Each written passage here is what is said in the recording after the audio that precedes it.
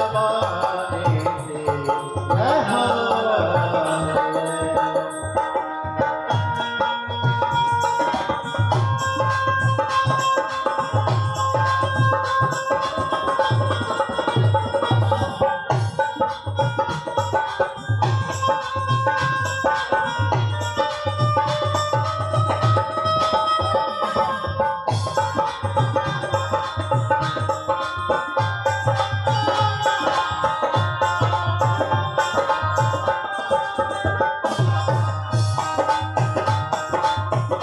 सभी लोग मीठे मीठे ताली बजाते हुए हरि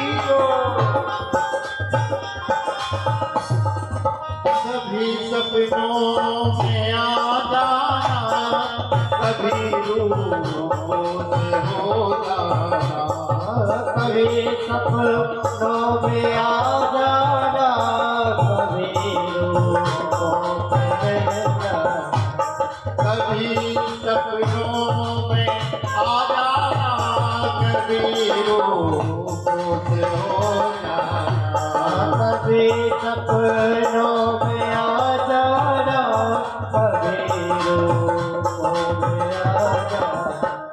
ये तरसाने का मोहन ने निराला ढंग निकाला है, ये तरसाने का मोहन ने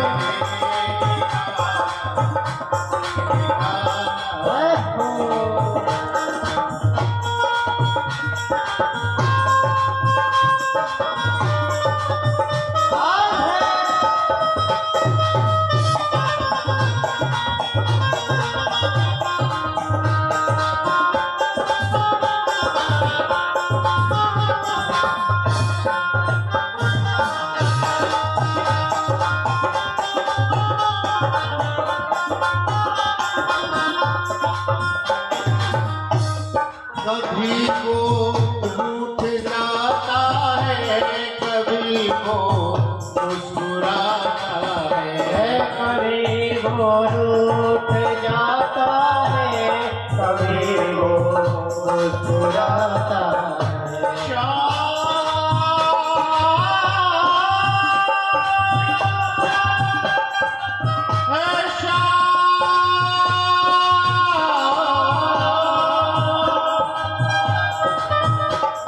कभी वो रूठ जाता है, कभी वो मुस्कुराता है, कभी वो रूठ जाता है, कभी वो मुस्कुराता है। इसी दर्शन की खातिर तो मेरा दोस्त ताला है, मेरा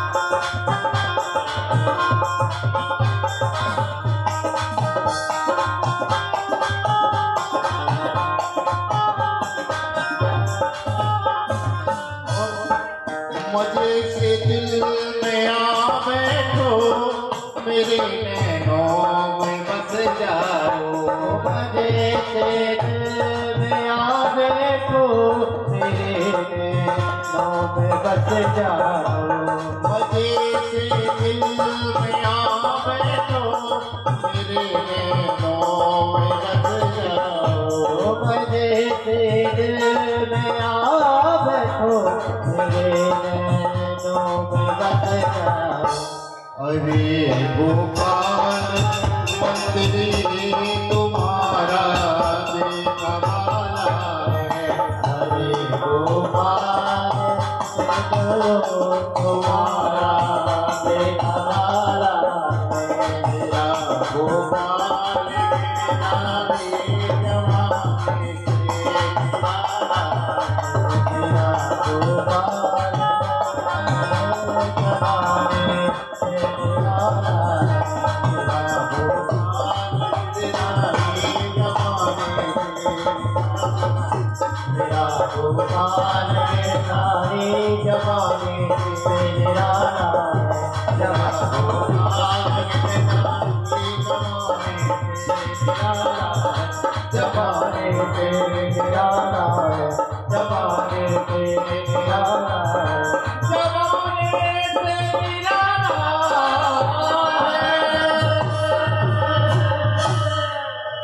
बोल भक्त वत्सल भगवान की जय। आज श्रीमद् भागवत महापुराण अंतर्गत कथा का द्वितीय दिवस। प्रथम दिवस की कथा में हम सभी ने श्रवण किया भागवत जी से पहले का जो होता है महात्म्य के बारे में हमने श्रवण किया और भागवत जी की श्रवण करने से कैसे कैसे पापी तर जाते हैं, कैसे कैसे लोग तर सकते हैं, ये सब हमने जाना। कल हमने भक्ति ज्ञान और वैराग्य का पावन चरित्र सुना, गोपाल उपाख्यान सुने एवं श्रवण विधि हम सभी ने श्रवण किया। आज हम श्रीमद् भागवत महापुराण में प्रवेश करेंगे।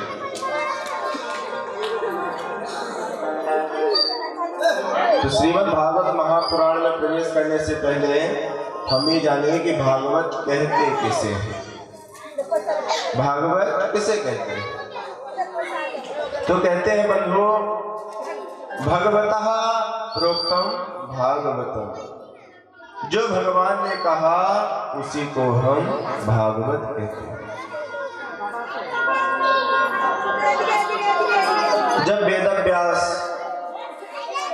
कृष्णद्वैपायन वेदव्यास जी महाराज ने ये पावन पुराण की रचना की, व्याख्या की, 18,000 श्लोक में परिणित किए। भागवत में बंधु 18,000 श्लोक हैं, 12 स्कंद हैं और 335 अध्याय हैं। जब श्रीमद् भागवत महापुराण का कृष्णद्वैपायन वेदव्यास जी महाराज ने विस्तार करके पावन संहिता निर्माण की, तब श्रीमन नारायण प्रभु के पास लेकर के गए और श्रीमन नारायण प्रभु के पास ले जाकर के कहते हैं कि प्रभु, ये पावन पुराण आपकी कृपा से हमने लिखा है और इसका विस्तार किया है, तो हम चाहते हैं कि इसमें आप अपना आशीर्वाद प्रदान कीजिए। तब श्रीमन नारायण प्रभु ने पूछा कि इस ग्रंथ का नाम क्या है? तो बोले, प्रभु, जो आपने गाया है, जो आपने कहा है, वही इस पुराण में है, इसलिए इस पुराण का नाम हम भागवत रखें। श्रीमन नारायण प्रभु ने भागवत जी में आशीर्वाद प्रदान किए। वहीं बगल पर माता लक्ष्मी विराजित थी। व्यास जी महाराज ने कहा कि हे माँ, आप भी इस पावन पुराण में अपना आशीर्वाद प्रदान कीजिए। तब जैसे माता लक्ष्मी से कहा कि आप इसमें अपना आशीर्वाद प्रदान कीजिए, व्यास जी ने कहा, तभी माता लक्ष्मी कहती हैं कि व्यास जी महाराज, जिनका नाम था, जिनका ये पुराण है, जिनके वचनों से विगलित है, उन्होंने आशीर्वाद प्रदान कर दिया, लेकिन इस पुराण में तो हमारा नाम ही नहीं है, और जिसमें हमारा नाम ही नहीं तो उसमें हम आशीर्वाद क्या प्रदान करें। तब व्यास जी महाराज ने तुरंत पंक्ति बदल दी। कहते हैं, देवी भगवत्याः प्रोक्तम भागवत, जो आपने कहा वही भागवत। बोले, ऐसे नहीं चलेगा। तब वेद व्यास जी महाराज ने श्रीमद अर्थात जो लक्ष्मी और नारायण के मत से भागवत महापुराण है, उसी का नाम श्रीमद् भागवत पुराण रखा। तो लक्ष्मी और नारायण का ही मत है श्रीमद् भागवत महापुराण, और उन्हीं की कृपा है। जब भगवान इस धराधाम को छोड़ करके जाने लगे, तो उद्धव जी ने कहा, प्रभु, आपके बिना आपके भक्त कैसे रहेंगे संसार में? आपके बिना तो भक्त नहीं रह सकते हैं। आपके बिना तो भक्त ऐसे तड़पेंगे जैसे जल से बाहर मछली तड़पती है। इसलिए प्रभु आप अपने भक्तों को छोड़ करके मत लो। तब उद्धव से भगवान कहते हैं कि उद्धव, मैं कहीं नहीं जा रहा हूं, मेरा अंतःकरण जो है इस पावन पुराण में विगलित हो जाएगा। और देखते देखते भगवान श्री कृष्ण की दिव्य ज्योति श्रीमद् भागवत महापुराण में समा गई। इसीलिए कहते हैं तेने यम वाङ्मयी मूर्ति प्रत्यक्ष। जो भगवान बालकृष्ण की प्रतिमूर्ति है वही श्रीमद् भागवत महापुराण है। श्रीमद् भागवत महापुराण में सर्वप्रथम व्यास जी महाराज ने 3 श्लोकों से मंगलाचरण किया। तो कहने का अभिप्राय बंधु, जो भी पुराण जिस देवता के निमित्त होता है, जिस देवता की उस पुराण में ज्यादा चर्चाएं होती हैं, उन्हीं देवताओं की स्तुति गाई जाती है। आप लोग अगर हल्ला थोड़ी बंद कर दो तो अच्छा रहे। अगर वार्तालाप करना है तो 5 मिनट हम रुक जाते हैं, आप लोग वार्तालाप कर लें जैसा आपको सुलभ, कोई दिक्कत नहीं है। हम भी घर के हैं और आप भी घर के हो। जब वार्तालाप शेष हो जाए तब बताइएगा, कथा शुरू कर देंगे।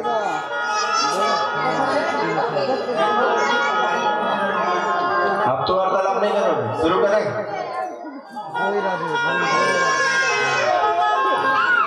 3 श्लोकों पर व्यास जी महाराज ने श्रीमद् भागवत महापुराण में मंगलाचरण प्रारंभ में किए।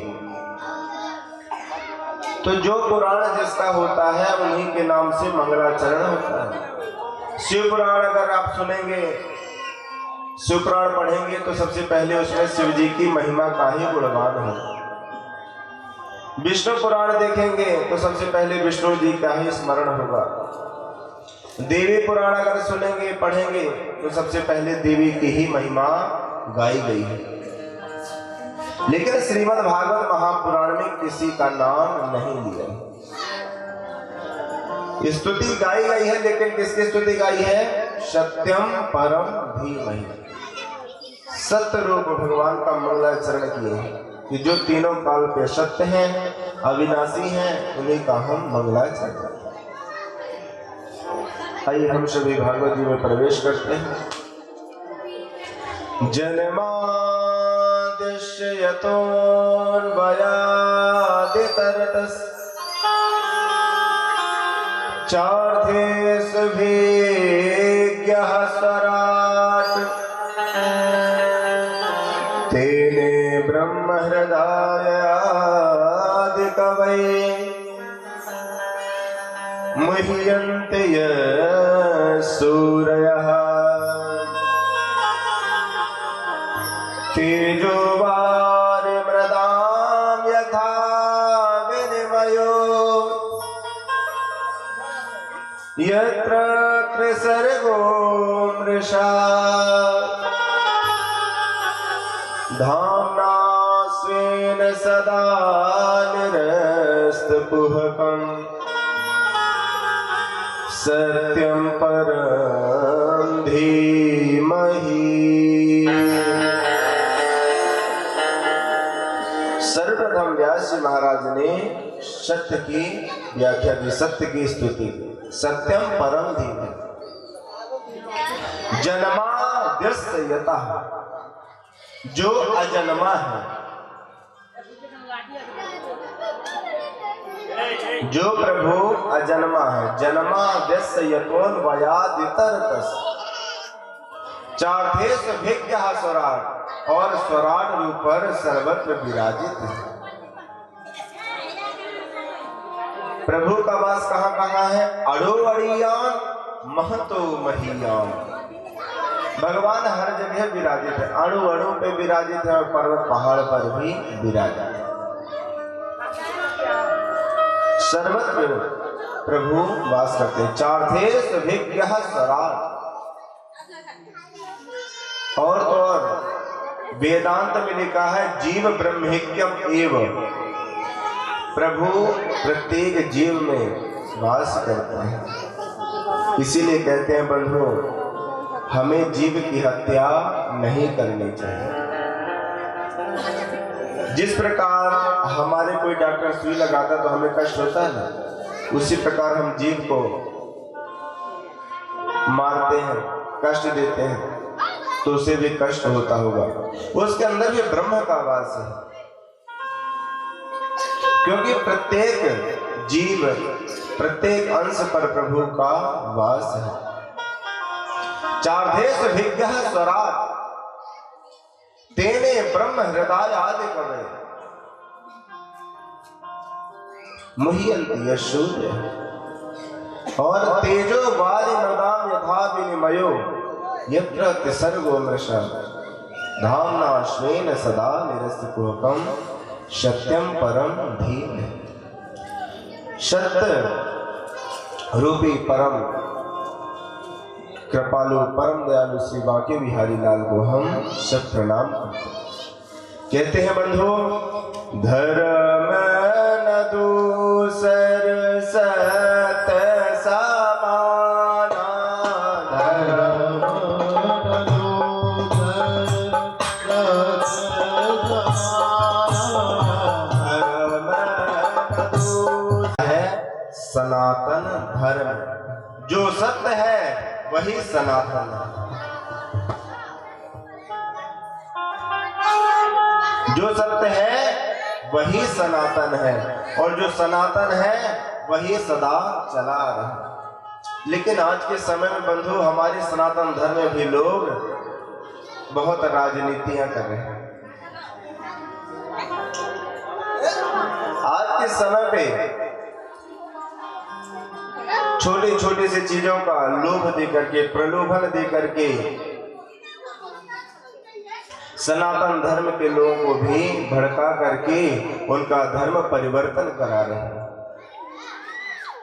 और कुछ ऐसे लोग हैं जो उनके बहकावे पे आकर के सनातन धर्म को छोड़ करके अन्य धर्म में प्रवेश करते। बंधु, हम धन्य हैं, अहो अमीसम किम कार्य शोभनम, हम बड़े भाग्यशाली जो हमें भारत भूमि पे जन्म मिला। और भारत भूमि में जन्म लेने के बाद हमें मनुष्य का देह मिला, और मनुष्य देह प्राप्त करने के बाद हम सनातन धर्म से जुड़े हैं, हम सनातनी हैं। ये बड़े गौरव की बात है एवं बड़े सौभाग्य की बात है। सत्य धर्म न दूसर सत्य समाना, धर्म सत्य से बड़ा कोई धर्म नहीं है, और सनातन धर्म से भी बड़ा कोई धर्म नहीं। ये हमने कर आगम निगम पुराण बखाना, ये निगम अर्थात होता है वेद। तो जो सत्य व्रतधारी परम पुरुष परमात्मा को हम सभी प्रणाम करते हैं। द्वितीय श्लोक में मंगलाचरण करते हैं कि कथा सुनने का अधिकारी कौन है। वेदांत में अनुबंध चतुष्टय होते हैं। अनुबंध चतुष्टय किसे कहते हैं? अधिकारी, विषय, संबंध और प्रयोजन। तो अब हम जानेंगे कि भागवत कथा श्रवण करने का अधिकारी कौन है। द्वितीय श्लोक पर अधिकारी का वर्णन करते हैं कि जो भी कथा श्रवण करने के अधिकारी। धर्म प्रोजित गए तमोत्र परमो निर्मत्सराणां सता वेद्यं वा श्रवमात्र वस्तु शिवदं तापत्रयोन्मूलनम्।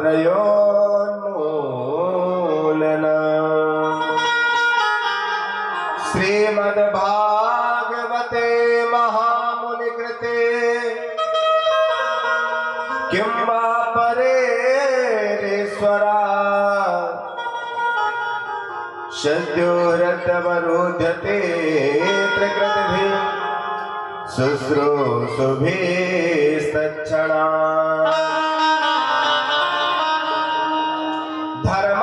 बोधित कई तगोत्र परम निर्मत्सराणाम शतम। भागवत कथा श्रवण करने का अधिकारी कौन है? जो निर्मत्सराणाम शताम, जो निर्मत्सर है, जिसके अंदर मत्सर नहीं है। एक होता है बंधु मत्सर, एक होता है मच्छर। मच्छर हमें बाहर से काटता है और मत्सर हमें अंदर ही अंदर काटता रहता है। मत्सर किसे कहते हैं? ईर्ष्या को। आज के समय में बंधु प्रायः व्यक्ति अपने दुख से दुखी नहीं है, दूसरे के सुख से दुखी है। आज के समय में लोगों को एक दुख नहीं है कि हम साइकिल से क्यों चल रहे हैं, व्यक्ति को ये दुख है कि हमारा पड़ोसी फोर व्हीलर से क्यों चल रहा है, बुलेट से क्यों चल रहा है।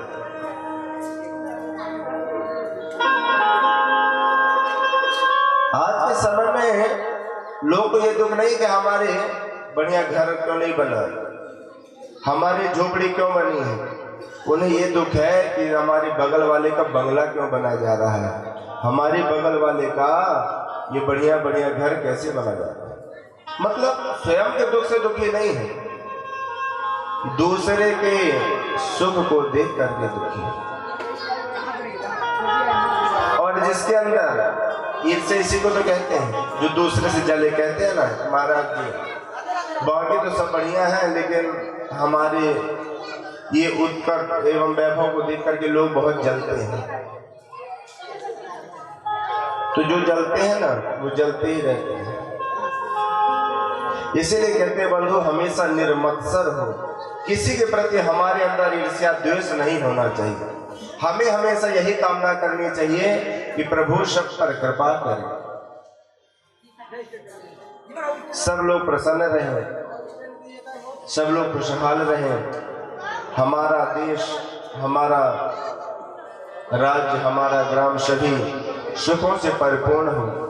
जब हमारा भारतवर्ष ही प्रसन्नमय रहेगा तो हम भी उसी भारतवर्ष में आते हैं, हम भी प्रसन्न रहेंगे। इसलिए सदैव हमेशा सबके मंगल की कामना ही करना चाहिए। अगर हमारे मन में सबके प्रति स्नेह और प्रेम मंगल कामना के विचार रहेगा तो वो मंगल हमारे साथ करे या न कहे, लेकिन हमारे पूर्ण ब्रह्म परमात्मा जो बैठे हैं वो सदैव हमारे साथ मंगल ही करेंगे। तो जिसके अंदर मत्सर है वो कथा श्रवण करने का अधिकारी नहीं। मत्सरता पर एक पावन प्रसंग है, दृष्टांत है। एक समय की बात है, एक कलियुगी भक्त ने बहुत तपस्या की। तपस्या करते करते कई दिन बीत गए, ब्रह्मा जी प्रसन्न हुए। ब्रह्मा जी प्रसन्न हो गए और कहते हैं वरम ब्रूयात, अरे भक्त वर मांगो, आपकी तपस्या से, आपकी भक्ति से मैं प्रसन्न हुआ। कलियुग भक्त ने जैसे ब्रह्मा जी को साक्षात्कार उन्होंने सामने देखा तो उसका तो आनंद का पारावार नहीं है। और जैसे ये शब्द सुना वरम ब्रूयात, वर मांगो, तब वो कहता है ब्रह्मा जी से, हे ब्रह्मदेव, अगर आप देना ही चाहते हो तो हमें ऐसा वरदान दीजिए कि हमारे मन में जो भी अभिलाषा हो वो पूर्ण हो जाए, वो हमें प्राप्त हो। जो हम मांगे आपसे वो हमें मिल जाए और जब मांगे तब मिल जाए। ब्रह्मा जी ने मन में विचार किया कि तपस्या तो इसने की है, वरदान तो देना पड़ेगा, लेकिन कलियुगी भक्त है, इसलिए सोच विचार करके उन्होंने निर्णय लिया कि देखो वरदान तो हम तुम्हें दे देंगे, लेकिन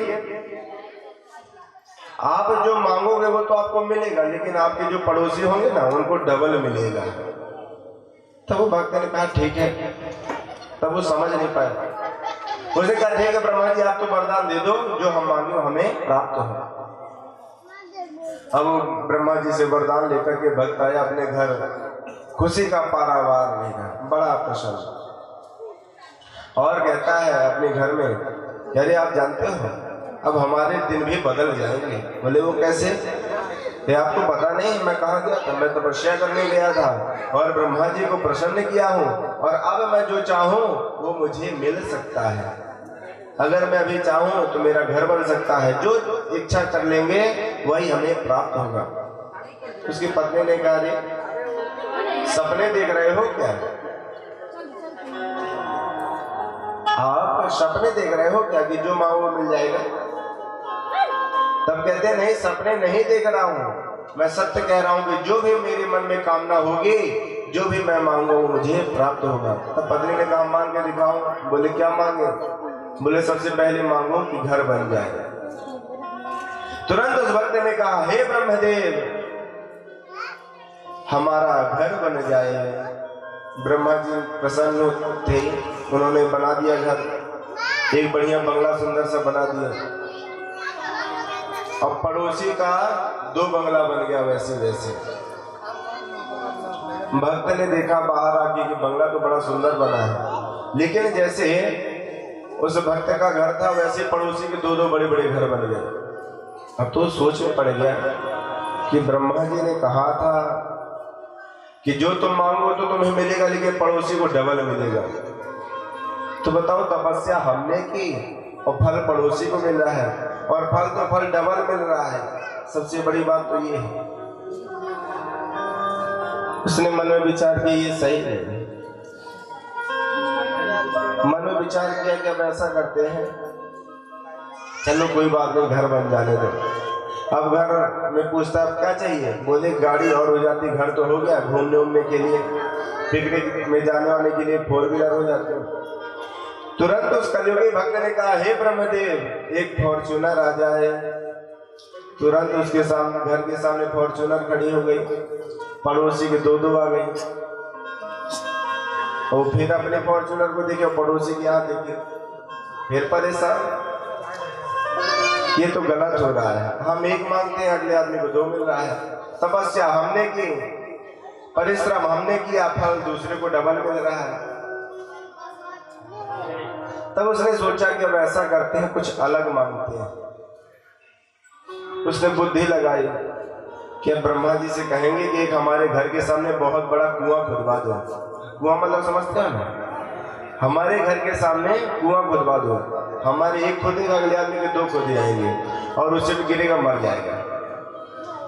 कहा ब्रह्मदेव हमारे घर के सामने कुआं खुदवा दीजिए। ब्रह्मा जी ने कहा ठीक है। भक्त के यहाँ एक कुआं खुदा, पड़ोसी के दोनों घर के सामने एक कुआं खुद गए। अब जैसे भक्त किनारे से निकल जाता बाहर, वैसे पड़ोसी भी निकल जाता किनारे से। कुआं से कोई वो प्रभाव नहीं, साइड से निकल जाता देख के। भक्त ने सोचा ऐसी बात बन नहीं रही, कुछ और अलग मांगना चाहिए। तब वो रात भर विचार करता रहा कि अब क्या मांगू, क्या मांगू, क्या मांगू। तब रात भर विचार करने के बाद उसके मन में विचार आया कि हमारे तो 2 नेत्र हैं। अगर हम ब्रह्मा जी से कहेंगे कि हमारा एक नेत्र फोड़ दो, तो हम एक नेत्र से तो काम चला लेंगे, लेकिन पड़ोसी के हमारे दोनों नेत्र फूट जाएंगे। बोलो राधे राधे। तो उस भक्त ने सुबह ब्रह्मा जी से कहा, हे ब्रह्मदेव हमारा नेत्र एक फोड़ दो। किस विचार से? कि पड़ोसी के दोनों नेत्र फूट जाएंगे, तो फिर जो सामने कुआं खुदा उसमें गिर के मर जाएगा, हम तो एक नेत्र से काम चला ही लेंगे। तो कहने का अभिप्राय है कि मात्सरता की भी एक हद होती है। इसीलिए बंधु हमेशा सबके प्रति अच्छे भाव होना चाहिए, हमेशा सबकी उन्नति की कामना करनी चाहिए। हम सबकी उन्नति की कामना करेंगे तभी हमारी उन्नति होगी। व्यास जी महाराज ने 18 पुराणों की रचना की, 18 पुराणेषु व्यासेषु वचनद्वयम्, लेकिन वो उसमें 2 वचन विशेष हैं कि हमेशा परोपकार करो, और दूसरे की पीड़ा अगर हमारे थोड़े से प्रयास से दूर हो सकती है तो उसकी पीड़ा का निवारण करो। तो कथा श्रवण करने का अधिकारी कौन है? जो निर्मत्सर है, जिसके अंदर किसी प्रकार की ईर्ष्या द्वेष नहीं है। ईर्ष्या द्वेष तो त्याग देना, ठीक है? अगर किसी के अंदर ईर्ष्या द्वेष हो तो ये सब छोड़ देना है। निर्मशराणाम शताम श्लोक पर व्याख्या करते हैं कि अच्छा ये बताइए महाराज, आपने ठीक है बताया अधिकारी कौन है, लेकिन ये भागवत महापुराण का उद्गम कहां से हुआ? भागवत महापुराण इस जगत में आई कैसे? तो कहते हैं निगम कल्पतरोर्गलितम फलम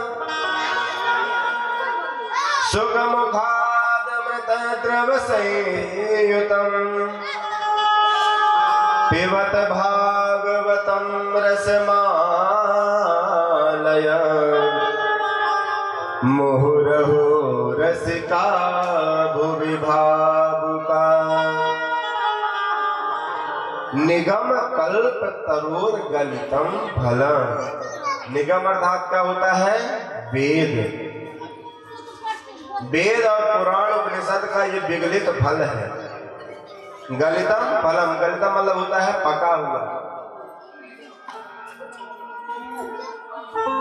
तो प्रश्न करते हैं कि महाराज पका हुआ तो फल है, लेकिन ये फल आया कहां से? निगम से तो ठीक है निकला है, लेकिन इसका भी कोई सीढ़ी होगा। तो कहते हैं कि धीरे धीरे शिष्य प्रशिष्य शाखा पल्लवाया निवेश, ये क्रमशः शाखाओं से होते होते होते इस धरातल पर आया। सबसे पहले भागवत महापुराण श्रीमन नारायण प्रभु के पास थी। श्रीमन नारायण प्रभु ने अपने पुत्र ब्रह्मा जी को प्रदान किया। ब्रह्मा जी ने पहले भागवत कितने श्लोकों में थे? 4 श्लोकों में। नारायण प्रभु ने अपने पुत्र ब्रह्मा को चतुश्लोकी भागवत प्रदान की और ब्रह्मा जी ने अपने पुत्र नारद को प्रदान की और नारद जी ने कृष्ण द्वैपायन वेद व्यास जी को 4 श्लोक प्रदान किए और उन्हें से कहा कि आप इस भागवत जी का विस्तार करो। और व्यास जी ने अपने पुत्र सुखदेव को प्रदान की और सुखदेव जी ने श्रीमद् भागवत परीक्षित को श्रवण करा के हम सभी को श्रीमद् भागवत का प्रचार एवं हमें सुलभ हो पाए। तो कहते हैं शिष्य प्रशिष्य शाखा पल्लवान सने सने धरातल पर भागवत महापुराण आई, इसलिए ये फल साबुत है, टूटा फूटा नहीं और पका हुआ। बोले फल पका हुआ है तो मीठा होगा, फल तो मीठा होता है। निगम कल्प तरोर गलितम फलम, बोले हाँ बहुत मीठा है। तब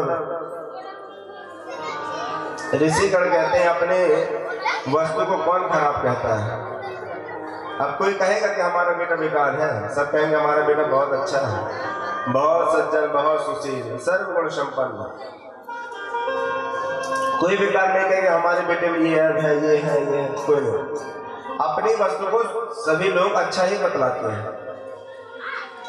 तब प्रश्न करते हैं कि आप कह रहे हो कि फल मीठा है, इसका कुछ प्रमाण है? तो बोलते हैं शुक मुखादमृत द्रव संयुतम। फलों का पार्थी कौन होता है? तोता। तोता समझते हैं? तोता जिस फल पर मुख लगा दे वो फल मीठा ही निकलता है। तो इसमें भी सुख रूपी तोते का मुख लगा हुआ है। सुख मुखाद मृतद्रव संयुतम। तो बोले इसको पान कैसे करना, खाना कैसे? बोले खाना नहीं है, पीना है। मृतद्रव संयुतम, इसमें रस ही रस है, द्रवों में रसहा। और जो रसदार वस्तु होती है उसे पान करना चाहिए। बोले रसदार वस्तु तो होती आम भी, लेकिन उसमें छिलका गुठली होती है। बोले इसमें कोई ना छिलका है न गुठली है, इसको तो केवल पान करो। मृतद्रव संयुतम पिबत भागवतम, भागवत कथा को पियो। बोले कैसे पिए? तो भगवान ने हमारे 2 कान दिए दो कान है ना सबके। तो हमारे जो सुनाई देता है हमें, वो तो छिद्र के लिए भी छिद्र भर रहता तो हम सुन सकते थे। लेकिन ये करने के बाहर हमें ये क्या मिला है, ये दोनों टाइप में, ये पान करने के लिए हमें एक साधन प्राप्त किया भगवान कि देखो ऐसे तो पान नहीं कर सकते हो भगवान की कथा, तो इसलिए इनको दोने लगा दो, जिससे दोने के सहारे ये भगवत कथा का रसपान कर जाए। पिबत भागवतम रसमालया, और कब तक पियो, जब तक इस संसार पर हम हैं। कई लोग कहते हैं महाराज कई बार तो हमने भागवत सुना, अभी कुछ दिन पहले एक व्यासी आए थे, उन्होंने भी कथा सुनाई थी, अभी एक व्यासी और आए थे, उन्होंने भी कथा सुनाई। तो कहते हैं बंधुओं, जितनी बार आप भागवत की कथा सुनेंगे उतनी बार आपको कुछ न कुछ नया मिलेगा। तदेव रम्यम रुचिरम नवम नवम, जब जब आप भागवत की कथा श्रवण करोगे तब तब कुछ न कुछ नया नया मिलेगा, क्योंकि कथा का कोई अंत नहीं है। हरि अनंत हरि कथा अनंत, जब जब कथा होगी एक नए नए भाव आपके सामने प्रस्तुत है। तब कहते पिबत भागवतम रसमालयम, इस कथा का रसपान करो।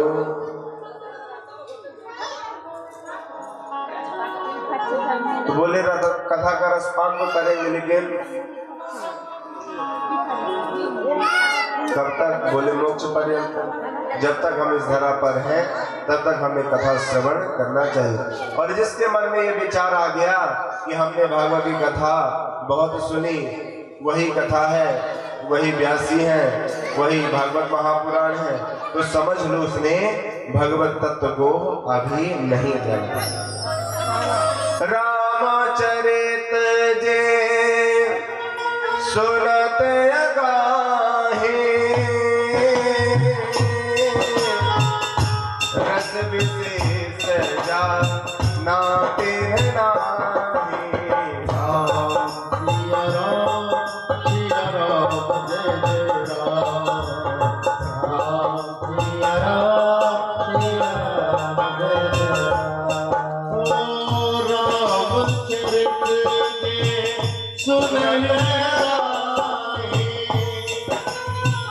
रस विशेष जा नाते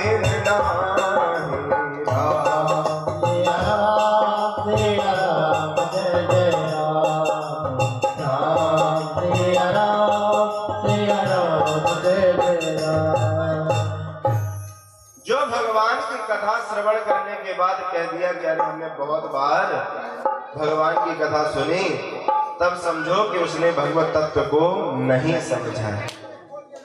क्योंकि भगवान की कथा, भागवत की कथा श्रवण करने से कोई अघाता नहीं है, अघाता अर्थात तृप्त नहीं होता है। और जिसने कह दिया कि हम तो तृप्त हो गए, तब समझो कि उसने कथा श्रवण की ही नहीं, उसने भगवत तत्व को समझा ही नहीं। और जो भी भागवत की कथा, भगवान की कथा, भगवान का संकीर्तन एवं भगवान का गुणगान एवं श्रवण नहीं करते, गान नहीं करते, तो तुलसीदास गोस्वामी जी कहते हैं कि उनके कान किसके समान है? जिन्हें हर कथा सुने नहीं काना, श्रवण रंग यही भवन समाना।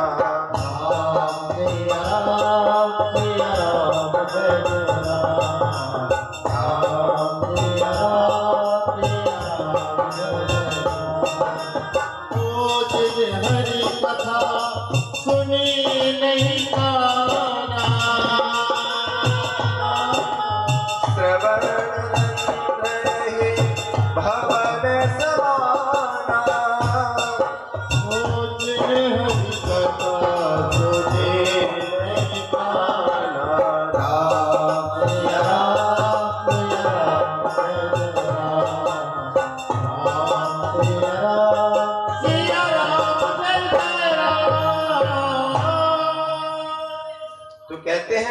कह दिया कि हमने भागवत की कथा, भगवान की कथा, भगवान का संकीर्तन बहुत बार सुना, उसने समझ लो भगवत तत्व को नहीं समझा। और जो भागवत की कथा नहीं सुनते, भगवान के संकीर्तन नहीं सुनते, तो भगवान भी क्या कहते हैं, तो उसके कान किसके समान है? अही अर्थात होता है सांप, अही भवन समाना, सांप के बिल के समान है।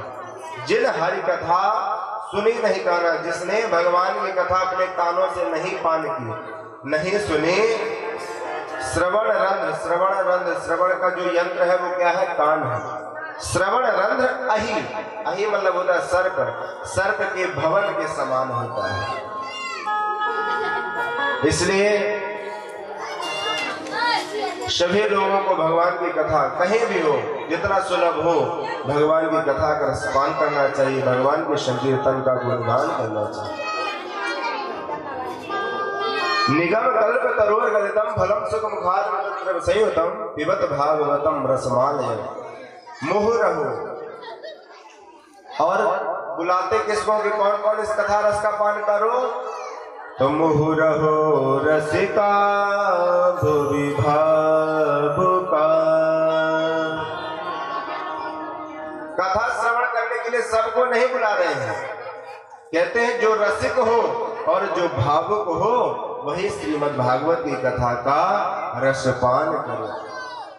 जो भगवत तत्व को समझने वाला नहीं होगा ना, जो कथा का रसिक नहीं होगा, वो आ ही नहीं सकता है।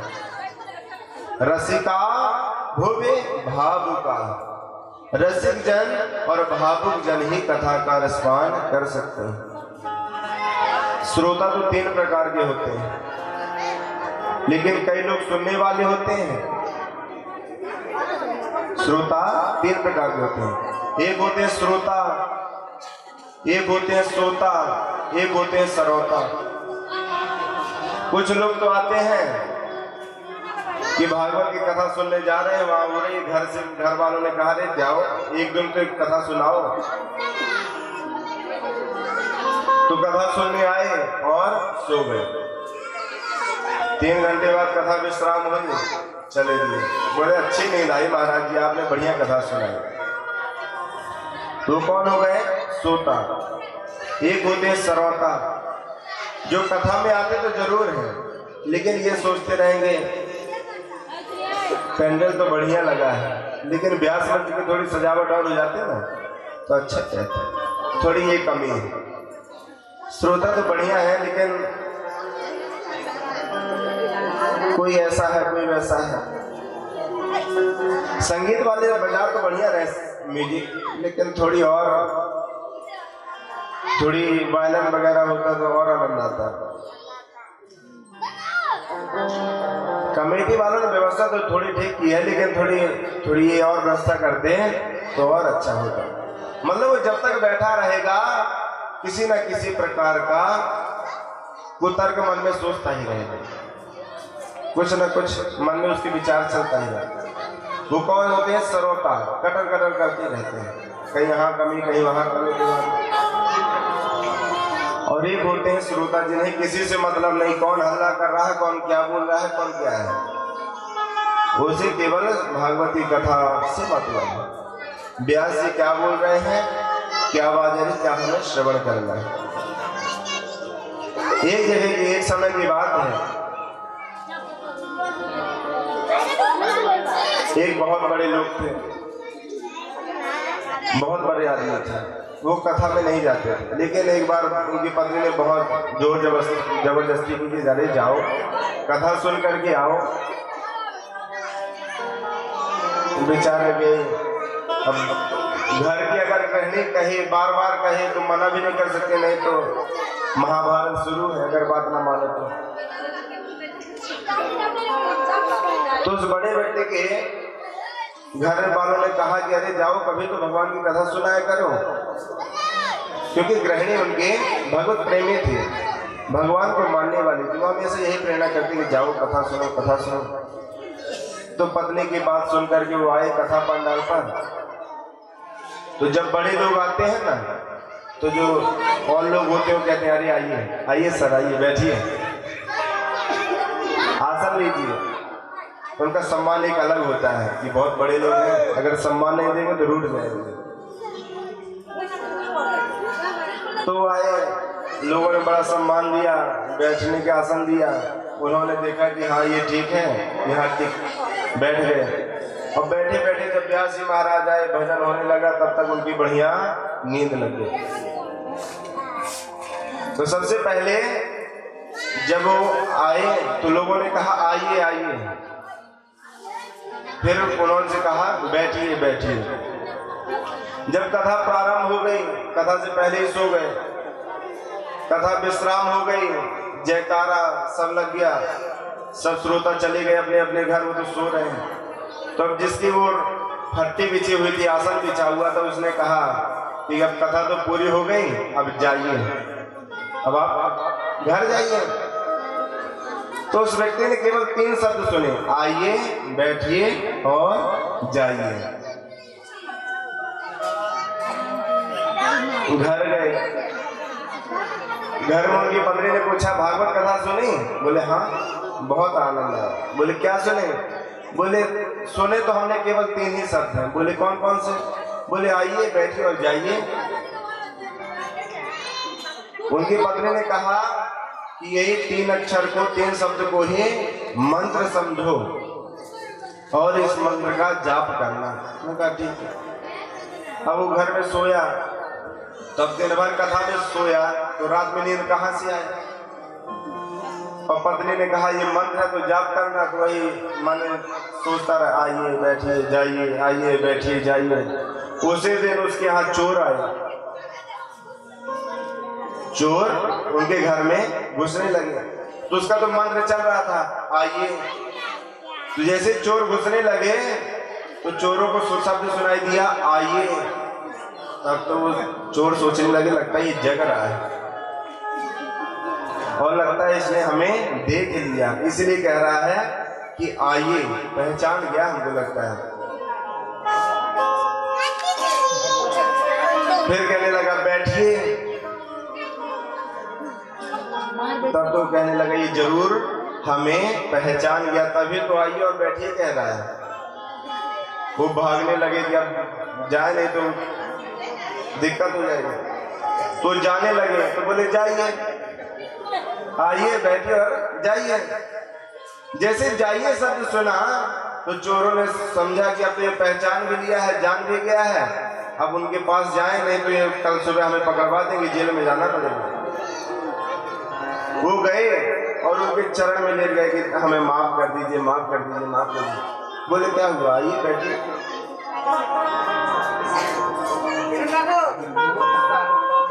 तब वो चोर जो थे उन्होंने कहा कि हमसे गलती हो गई, ये हो गया, हम तो आपके यहाँ चोरी करने आए थे, लेकिन आप किसी से मत कहिएगा, हम क्षमा मांगते हैं। तब उस व्यक्ति ने देखा कि 3 अक्षर से, बताओ हमारे घर में इतना बड़ा डाका डरने से बच गया, आइए बैठिए जाइए, 3 अक्षर में ही हमारे चरण में आके गिर गए। अगर हम वास्तव में भगवान के चिंतन में, भगवान के मंत्र का जाप करते तो हमें भगवान का भी साक्षात्कार हो सकता है।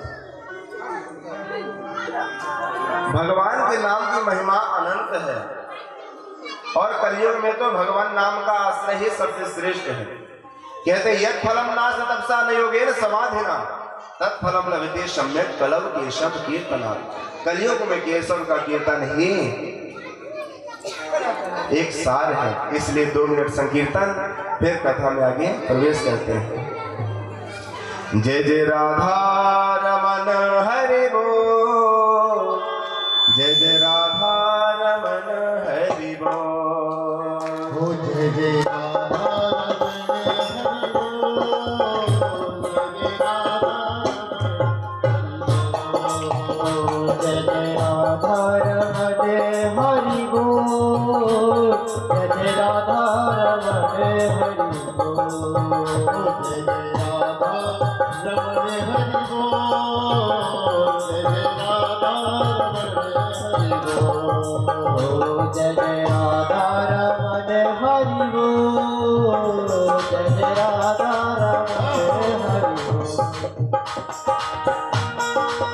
Hare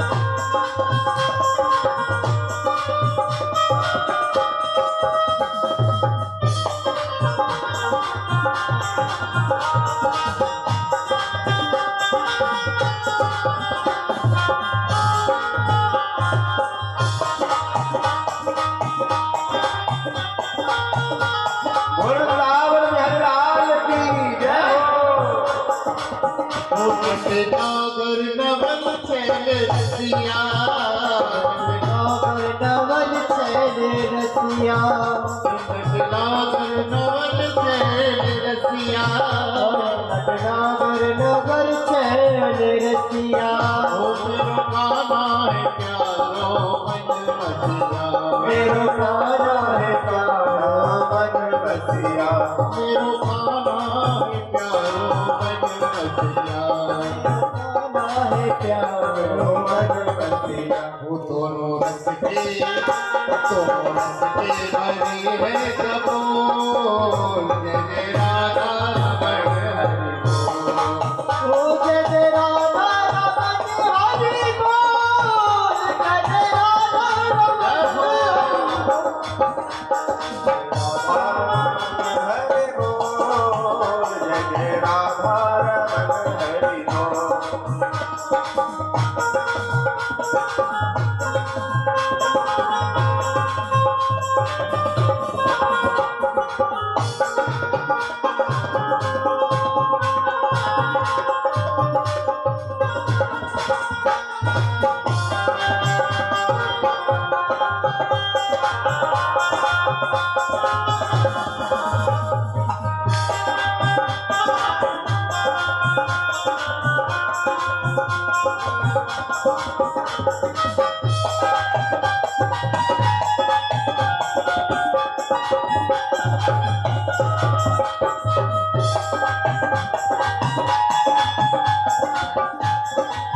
सभी लोग आएंगे। हरि बोल हरि बोल हरि हरि हरि बोल हरि बोल हरि बोल हरि हरि हरि बोल, हरि बोल हरि बोल हरि हरि हरि बोल, हरि बोल हरि बोल हरि हरि हरि बोल, हरि बोल हरि बोल हरि हरि हरि बोल, हरि बोल हरि बोल हरि हरि हरि बोल, हरि बोल हरि बोल हरि हरि हरि बोल, हरि बोल हरि बोल हरि हरि हरि बोल, हरि बोल हरि बोल हरि हरि हरि बोल, हरि बोल हरि बोल हरि हरि हरि बोल, हरि बोल हरि बोल हरि हरि हरि बोल, हरि बोल हरि बोल हरि हरि हरि बोल। जय राधा हरि बोल, जय राधा हरि बोल, जय राधा हरि बोल, जय राधा हरि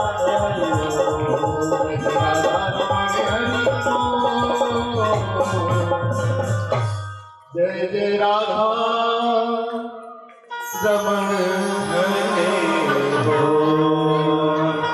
बोल वृंदावन बिहारी लाल की जय। मोह रहो रसिका भूमि भाव का, इसलिए जो भी भगवत रसिक हैं एवं भावुक जन हैं वो सभी सावधान होकर के भगवान की अमृतमयी कथा का रसपान।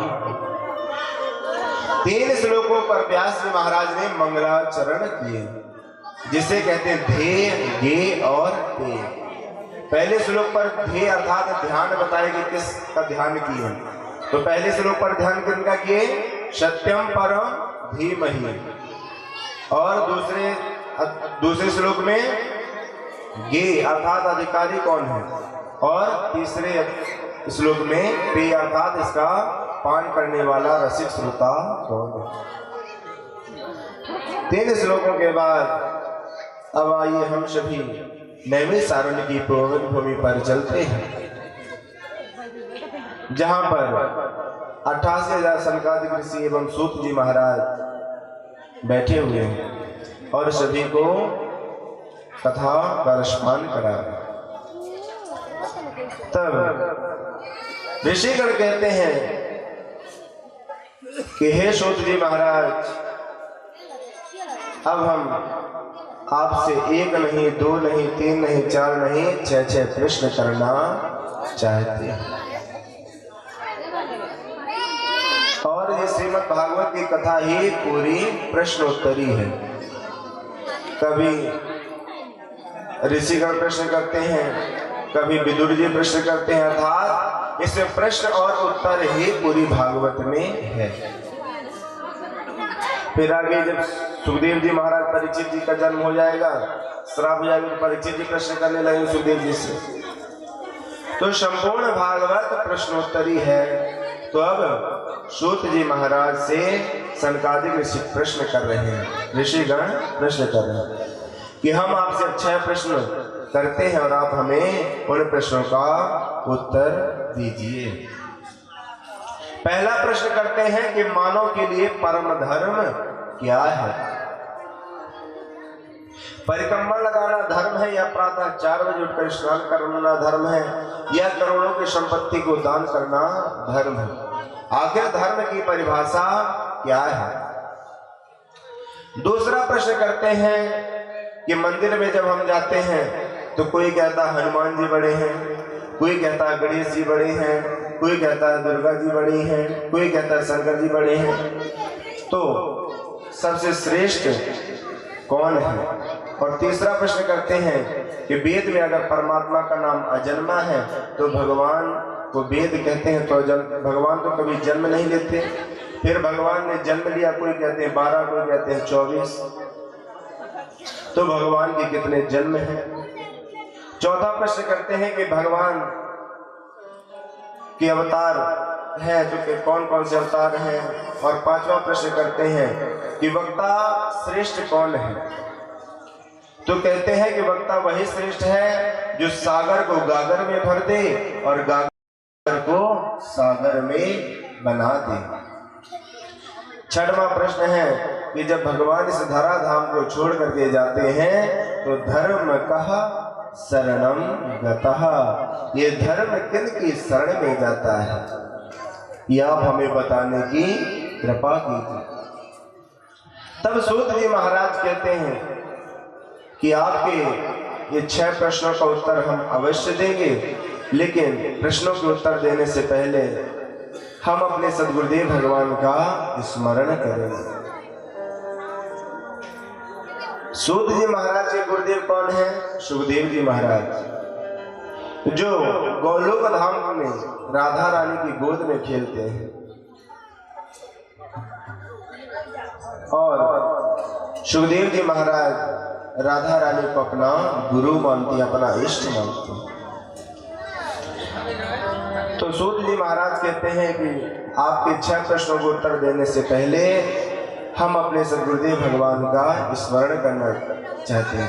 तो बोले आपके गुरुदेव कौन है? बोले हमारे गुरुदेव सुखदेव जी महाराज। बोले हमने सुखदेव जी महाराज का पावन चरित्र सुना है, उनका जीवन संपूर्ण आदर्शमय है, जो जन्म लेते ही वन की ओर चले गए।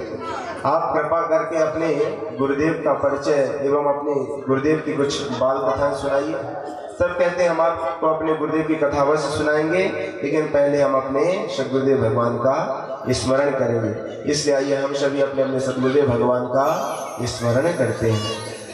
गुरुदेव कृपा कर दे भगवान की जय।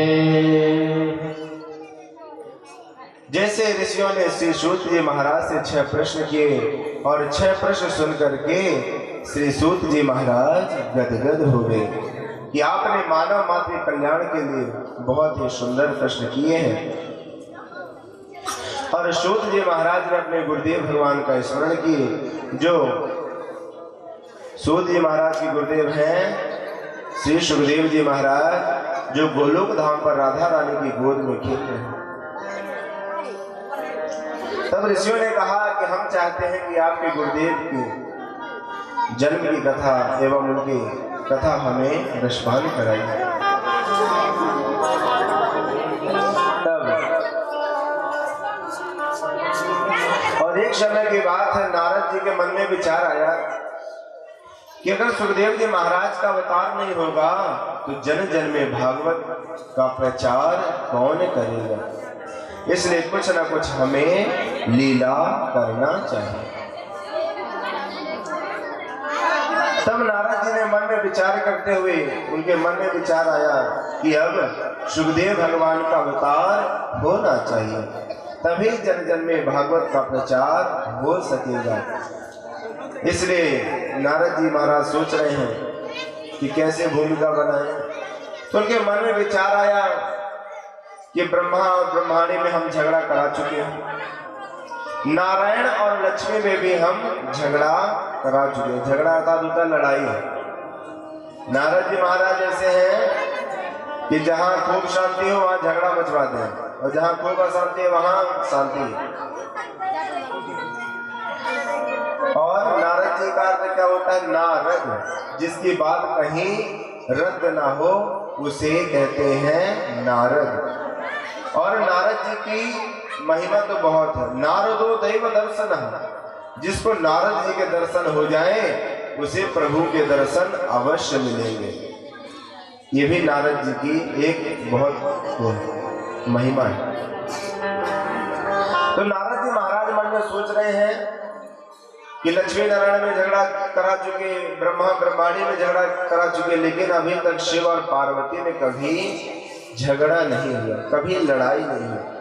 अब हमें ऐसी कुछ भूमिका बनाना चाहिए जिसमें शिव और पार्वती में भी लड़ाई हो। जब इनमें आपस में लड़ाई होगी तभी तो सुखदेव जी का प्रादुर्भाव होगा। तब नारद जी महाराज नारायण नारायण नारायण करते करते कैलाश पर पहुंचे, जहां माता पार्वती और शिव जी रहते। तो शिव जी तो तपस्या में मगन थे दूर जाकर के, लेकिन पार्वती जी थी। जैसे माता पार्वती ने नारद जी महाराज को आते हुए देखा तो बोले, आइए नारद जी महाराज, आइए, स्वागत है, आपका स्वागत है, वंदन है और अभिनंदन है। और आप बहुत दिन बाद आए हैं, क्या बात है? तब नारद जी ने कहा, देवी, अब तो संसार के लोगों से मन ही हमारा हट गया। बोले, क्यों, ऐसी क्या बात है? बोले, आज के समय में संसार भरोसे के काबिल है ही नहीं, कोई सत्य नहीं बोलता, कुछ ना कुछ हमेशा लोग झूठ बोलते रहते हैं। और प्रायः लोग प्रेम भी करते हैं ना, तो बनावटी प्रेम करते हैं। तब माता पार्वती ने कहा, रे नारद महाराज, हमारे स्वामी जो भोले बाबा है ना, बड़े भोले हैं, हमसे तो बड़ा स्नेह करते हैं, बड़ा प्रेम करते हैं। औरों के हम नहीं कह सकते, लेकिन हमें अपने स्वामी की तो गारंटी है कि हमें बहुत प्रेम करते हैं, बहुत स्नेह करते हैं। तब नारद जी ने कहा, ये तो देवी अच्छी बात है कि आपके स्वामी जी आपसे प्रेम करते हैं, लेकिन हम तो संसार के लोगों की बात बता रहे हैं कि लोग बनावटी प्रेम करते हैं। तब माता पार्वती ने कहा कि नारद जी महाराज, आपको पता है कि हमारे स्वामी कितना प्रेम करते हैं? आज तक हमसे हमारे स्वामी जी ने कुछ भी नहीं छुपाया। और तो और गुरु मंत्र जो होता है वो गोपनीय होता है। हमारे स्वामी जी ने तो गुरु मंत्र भी बता दिए कि हमारे गुरुदेव भगवान ने ये हमें मंत्र प्रदान किया है। गुरु मंत्र कभी किसी को नहीं बताना चाहिए। गोपनीयम गोपनीयम गोपनीयम प्रयत्नतः। लेकिन गोपनीय मंत्र को भी हमारे स्वामी ने हमसे नहीं छुपाया, हमें तो उन्होंने गुरु मंत्र भी बता दिया। और तो और नारद जी महाराज, हमारे स्वामी जब तपस्या में जिन प्रभु का साक्षात्कार करते हैं ना, दर्शन करते हैं, वो भी बता देते हैं कि देवी, आज हमें साधना में इन प्रभु का दर्शन हुआ, ऐसा दर्शन हुआ, ऐसा उनका विग्रह था, सब बता देते हैं। तब नारद जी ने कहा, बहुत अच्छी बात है देवी, अगर बताते हैं। कहते तब तो आपको ये भी बताया होगा शिव जी ने, तो गले पे जो मुंडों की माला पहने होते हैं, वो मुंडों की माला किसकी है? जैसे नारद जी महाराज ने मुंडों की माला का प्रश्न माता पार्वती के सामने रखा कि आपके स्वामी जब इतना आपसे प्रेम करते हैं, तो आपको ये भी बताया होगा कि वो 24 घंटे जो मुंडों की माला पहनते हैं, वो मुंड किसके हैं और वो मुंडों की माला किसकी है? जैसे मुंडों की माला का प्रश्न किया नारद जी महाराज ने, तो तुरंत माता पार्वती के मन में विचार आया कि कभी मुंडों की माला के बारे में तो बताया ही। आप सच कहते हो कि संसार में लोग बनावटी प्रेम करते हैं। आज तक हमारे स्वामी ने हमें मुंडों के बारे में नहीं बताया। माता पार्वती उदास हो गई और उन्होंने अपने आभूषण अलंकार सब उतार दिए और कोप भवन में चली। पहले जब घर महल बनता था एवं आश्रम कुटिया बनती थी तो उसमें एक कोप भवन बनता था, कोप घर बनता था। पहले बताना नहीं पड़ता था कि देवियां नाराज हैं। देवता लोग आते और देवी को देखते कि यहाँ वहां नहीं दिख रहे, कोप भवन में देखते समझ जाते हैं कि आज देवी नाराज। माता पार्वती 16 आभूषणों को उतार करके कोप भवन पर चली गई। नारद जी ने कहा देवी अब तो हम अपने राम जाते हैं। और जाकर के शिव जी जहाँ तपस्या कर रहे थे वहां पर जाकर के बोले नारायण नारायण। जैसे शिव जी ने नारद जी को देखा तो शिव जी कहते हैं वाह नारद जी कहाँ से आना हुआ? बोले कहीं नहीं है, आपके देवी माता पार्वती आपका इंतजार कर रही है, जाइए आसन। और आपके ही यहाँ से हम आ रहे हैं। बोले अगर आप हमारे यहाँ से आ रहे हो तो जरूर हमारी देवी हमारा इंतजार कर रही होगी। शिव जी गए, उन्होंने देखा आज माता पार्वती नाराज है, आभूषण अलंकार सब उतारे हुए को भवन पर है। शिव जी ने कहा देवी क्या बात है, आप उदास क्यों हैं? आपके मन में क्या है, आप बताइए। तब माता पार्वती ने कहा कि आप कपटी हो, आप हमसे प्रेम नहीं करते, बनावटी प्रेम करते हो। बोले देवी आप ये क्या कह रही हैं? हम आपको कितना स्नेह करते हैं, कितना प्रेम करते हैं और आप कहते हो हम प्रेम नहीं करते। बोले अगर प्रेम करते तो आपने आज तक हमें ये क्यों नहीं बताया कि आपके गले में जो मुंडों की माला है वो किसकी है? बोले देवी आज तक आपने कभी पूछा नहीं, इसलिए हमने कभी बताया नहीं। लेकिन आज आप अगर पूछ रहे हो तो इस मुंडों की माला का रहस्य हम आपको अवश्य बताएंगे। शिव जी महाराज शिव जी ने कहा कि देवी आप अगर इन मुंडों की माला के बारे में ही पूछ रहे हो तो ध्यान से सुनो। आपका जन्म जितने बार होता है ना, और जब आप इस धराधाम को छोड़ करके जाते हो तो आपके मुंड को मैं ले आता हूं और अपने माले पर फेरो लेता हूं, अर्थात अपने माले पे सम्मिलित कर लेता हूं। ये जितने भी मेरे माला पे मुंड है ना, ये सब आपके ही मुंड हैं। और ये मुंडों की माला मैं इसलिए पहने रहता हूं जिससे आपकी हमेशा स्मृति बनी रहे। तब माता पार्वती ने कहा कि हम इस धराधाम को छोड़ करके जाते रहते हैं और आप यहीं बने रहते हो? बोले हाँ। बोले आपने ऐसा कौन सा चमनप्राश खाया है कि जो आप मरते नहीं हो, आप हमेशा रहते हो? बोले देवी हमने अमर कथा का रसपान किया है, इसलिए हम हमेशा रहते हैं, हमारा कभी भी अंत नहीं होता है। तब माता पार्वती ने कहा कि अगर आपने अमर कथा सुनी है तो हमें भी वो अमर कथा सुनाइए, जिससे हम भी आने जाने के चक्कर में कभावटवी का चक्कर बंद हो और हम आपके साथ सदैव रहें। तब शिव जी ने कहा देवी पार्वती अगर आपकी इच्छा यही है तो हम आपको कथा अवश्य रसपान कराएंगे। शिव जी ने माता पार्वती के कहने पर कैलाश पर्वत के ऊपर सुनसान वन में जाकर के जोर से डमरू का निनाद किए। डमरू का निनाद क्यों किए? कि जो भी वहां पर जलचर थलचर नवचर जो भी जीव जंतु हो वो वहां से चले जाए।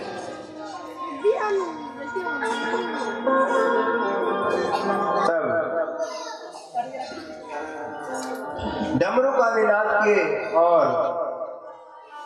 डमरू का निनाद करने के बाद माता पार्वती ने कहा कि अरे स्वामी आप ये डमरू नाद क्यों कर रहे हो? बोले देवी इस कथा को जो भी सुन लेगा ना वो अमर हो जाएगा। इसलिए हम चाहते हैं कि आप श्रवण करो और हम श्रवण कराएं।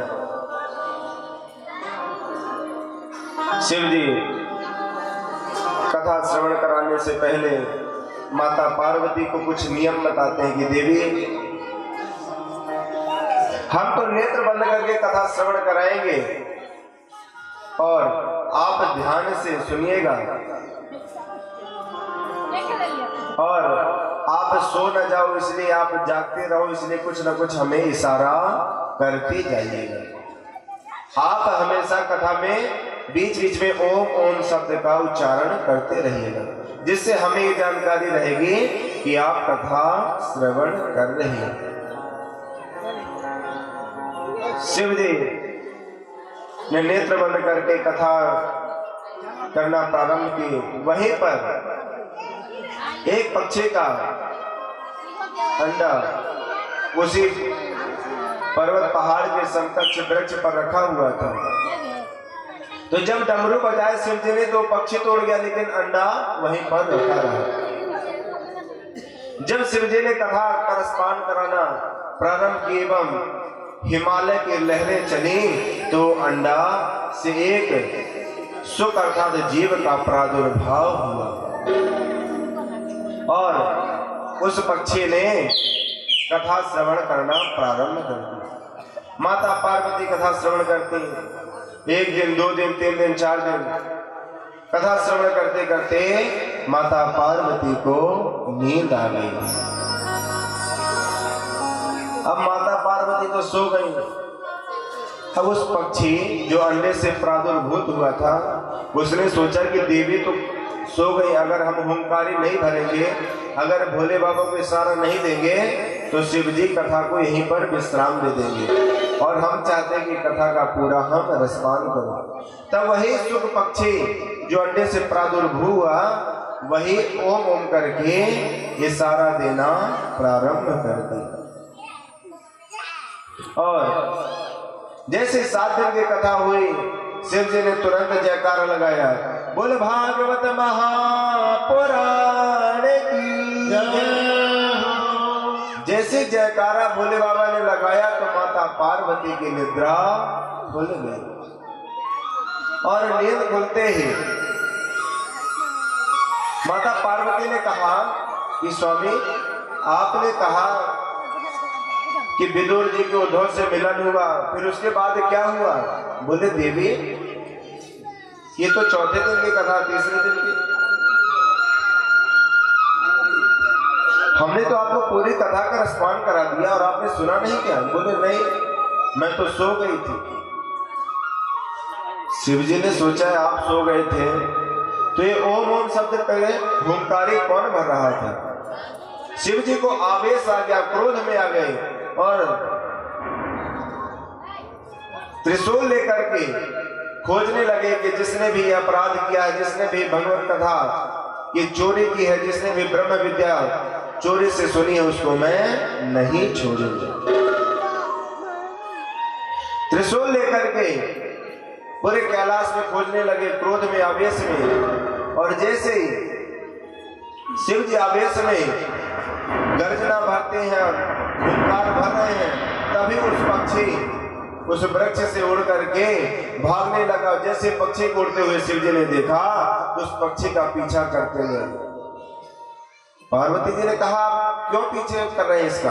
बोले देवी अगर ये कथा सामने बैठ करके सुनता तो मैं कुछ नहीं कहता, लेकिन इसने ब्रह्म विद्या की चोरी की है, लुक करके कथा सुनी, इसलिए मैं इसे नहीं छोड़ूंगा। और यहाँ पर एक समय की बात है, व्यास जी महाराज का चौथा पन आ गया। उनकी पत्नी के मन में विचार आया कि हमारे भी कभी संतान होगी कि नहीं। तब व्यास जी ने कहा कि देवी आप चिंता न करो, भगवान सब पर कृपा करने वाले हैं और हम पर भी कृपा कभी न कभी करेंगे। ऐसा अपनी पत्नी को उपदेश दे ही रहे थे, तभी वो पक्षी उड़ते उड़ते उड़ते उड़ते व्यास जी महाराज की कुटिया पर गया। तभी व्यास जी की पत्नी को जोर से जमहाई आई। जमहाई समझते हो? जब नींद आती है तो मुंह खुल जाता है पूरा। उबासी, उबासी कहते हैं ना, जब नींद आने से पहले हमें संकेत देने लगती है कब सोना चाहिए। तो जैसे व्यास जी की पत्नी को उबासी आई, जमहाई आई तो उनका मुख खुल गया, और जैसे मुख खुला तो पक्षी व्यास जी की पत्नी के गर्भ में प्रवेश कर गया। और प्रवेश करने के बाद शिव जी पीछे पीछे आ रहे और व्यास जी महाराज से कहते हैं कि मेरे शत्रु को निकालो, मैं उसे जीवित नहीं छोड़ूंगा। बोले आपका कौन है शत्रु? बोले अभी अभी आपके ही आश्रम में गया है, आप उसे बाहर निकालो, मैं उसे जीवित नहीं छोड़ूंगा। तब व्यास जी महाराज ने कहा कि बताइए शिव जी उसका अपराध क्या है?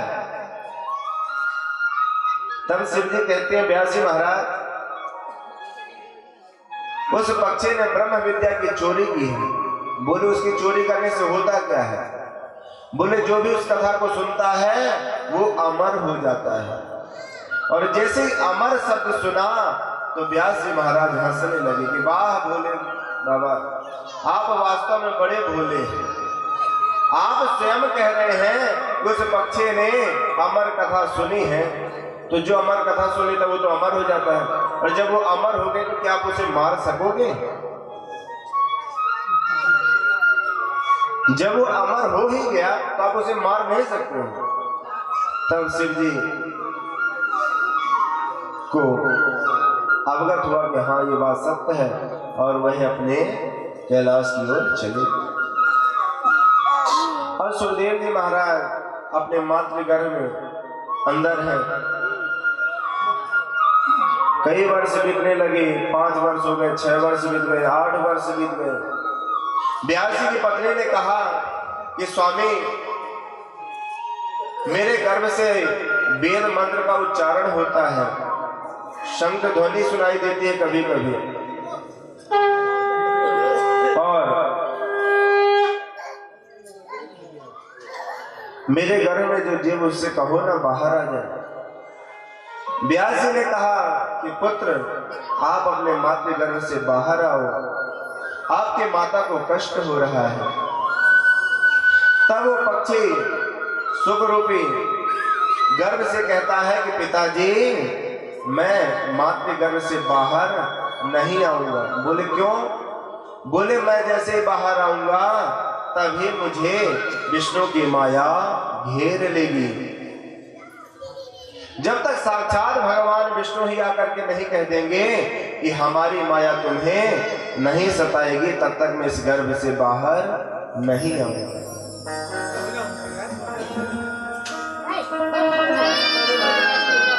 जब बालक गर्भ में रहता है ना बंधु, तो भगवान से खूब स्तुति करता है कि प्रभु इस गर्भ से बाहर निकालो, मैं आपका भजन करूंगा, आपका पूजन करूंगा, आपका स्मरण करूंगा।